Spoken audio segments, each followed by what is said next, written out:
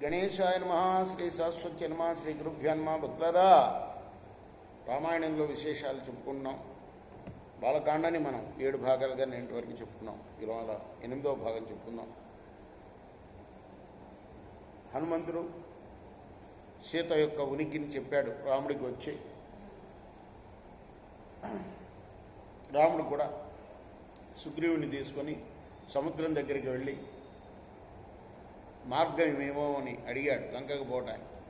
ఇవ్వకపోవటం వల్ల కోపించి తన బాణాలతో సముద్రాన్ని అల్లకల్లోలం చేశాడు రాముడు. ఎంత నారదుడు వాల్మీకి చెప్తున్నాడు ఇదంతా. తర్వాత అతను మానవ రూపంతో సముద్రుడు ప్రత్యక్షమయ్యాడు. ఎవరికి? రాముడు వారికి. అతని మాటల్ని విని, ఎవరి మాటల్ని? సముద్రుడి మాటలు విని రాముడు సేతుబంధనం మొదలుపెట్టాడు. అంటే నా మీద కట్టుకోండి, మీరు వంతెన కట్టుకోండి అని చెప్పాడు అన్నమాట. ఆ సేతు మార్గంలో రాముడు లంకను చేరుకున్నాడు. యుద్ధంలో రావణాసురుడిని చంపాడు. కొట్టా తెచ్చా, అయిపోయింది. సీత దగ్గరికి వచ్చి,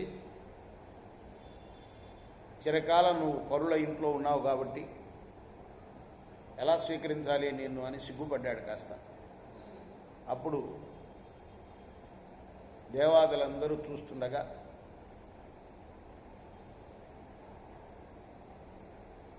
పతివ్రత అయిన సీత తన భర్త పలికిన కఠోరమైన మాటలను సహింపలేక అగ్నిప్రవేశం చేసింది. ఆ తర్వాత సీత ఏ దోషం లేనిదని గ్రహించి రాముడు ఎంతో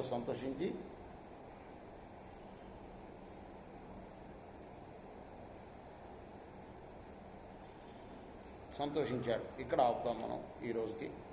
రేపు మనం 9వ భాగం కొనసాగిద్దాం. కృష్ణార్పణమస్తు.